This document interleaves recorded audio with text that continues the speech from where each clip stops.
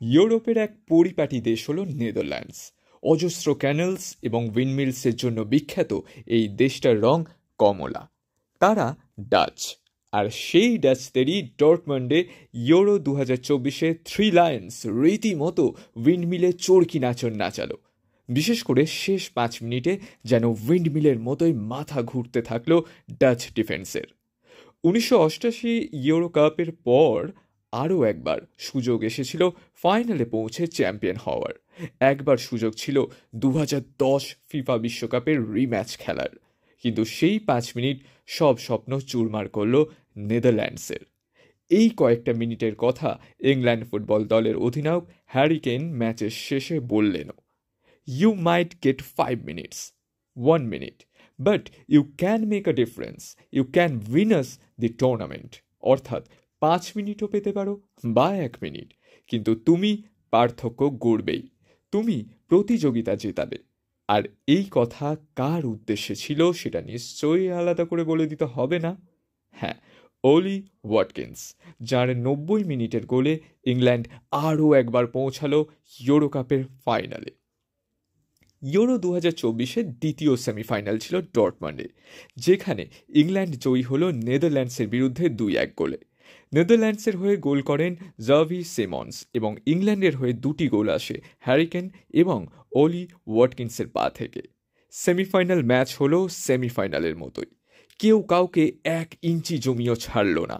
ম্যাচের পরিসংখ্যান দেখলেই তা বোঝা যাবে।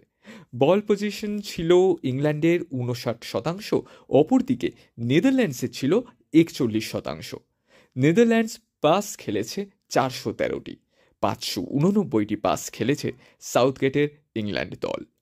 নেদারল্যান্ডস ও ইংল্যান্ড শট নিয়েছে যথাক্রমে 7টি ও 9টি।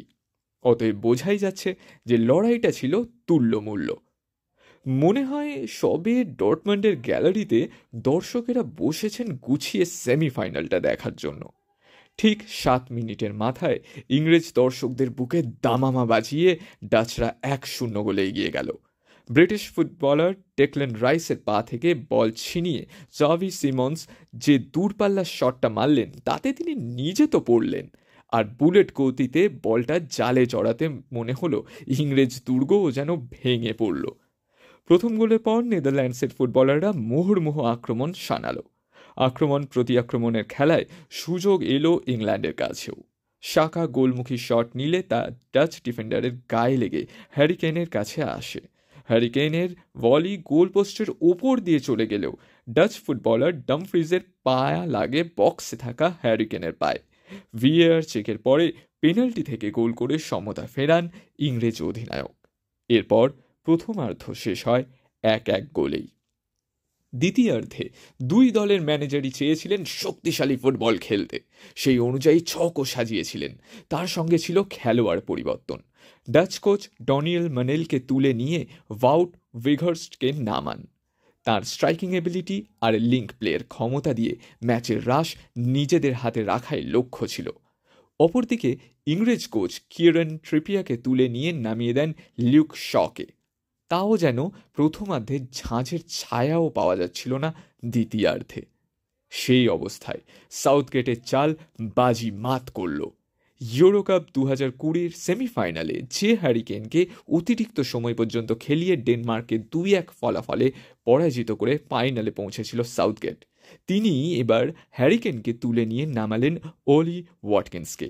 অপরদিকে ফোর্ডেনকে তুলে নিয়ে নামালেন পামারকে। যদিও ফোর্ডেন এই ম্যাচে অন্তত 2-3টে গোল করতেই পারতেন যদি না বারপোস্ট ডাচ রক্ষণরা আটকাত। এই দুটি পরিবর্তনই খেলার মোড় ঘুরিয়ে দিল। ম্যাচের অন্তিম লগ্নে যখন মনে হচ্ছিল খেলাটা এক্সট্রা টাইমে যাবে, যখন দুই দলের রক্ষণই শান্ত হতে শুরু করেছে, তখন সুপার সাব হয়ে জ্বলে ওঠেন ওয়াটকিন্স।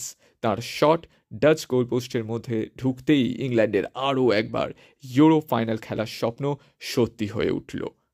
2021-এর 11ই জুলাই, ওটা সম্ভবত 12ই জুলাইও হয়ে যেতে পারে, কারণ এই রাত এবং ভোর এই একটা ব্যাপার থাকে। আর 2024-এর 11ই জুলাই অভাবনীয় উলটপুরাণ। আজকের তারিখেই 2021-এ অনুষ্ঠিত হওয়া ইউরো 2020-র ফাইনালে ইটালি চ্যাম্পিয়ন হয়েছিল ইংল্যান্ডকে পরাজিত করে। আর আজ সেই ইংল্যান্ডই আরও একবার শুরু করলো স্বপ্ন দেখতে প্রথমবার ইউরো কাপ হাতে ধরার। সেবারও সেমিফাইনালে 2-1 ফলাফলে জয় এসেছিল। গোল করেছিলেন হ্যারি কেন। প্রতিপক্ষ ছিল ডেনমার্ক, কিন্তু ফাইনালে একটুর জন্য ফসকে গেছিল সুযোগটা। এবার কিন্তু সেই সুযোগ আরও একবার। ইংল্যান্ড দল একবারও ইউরো কাপ জিততে না পারলেও এই জার্মানিতেই 36 বছর আগে নেদারল্যান্ডস প্রথম ও শেষবার ইউরো চ্যাম্পিয়ন হয়েছিল।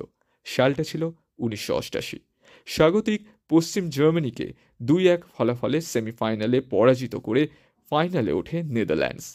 ফাইনালে তাদের প্রতিপক্ষ ছিল সোভিয়েত ইউনিয়ন। মিউনিখের ফাইনালে বাস্তেন ও গুলিতের গোলে 2-0 ফলাফলে জয়ী হয় নেদারল্যান্ডস। কিন্তু 36 বছর পরে সেই মুহূর্তের খুব কাছে এসেও খালি হাতে ফিরতে হচ্ছে তাদের। কারণ ফাইনালটা যে খেলতে হবে ইংল্যান্ড এবং স্পেনকে।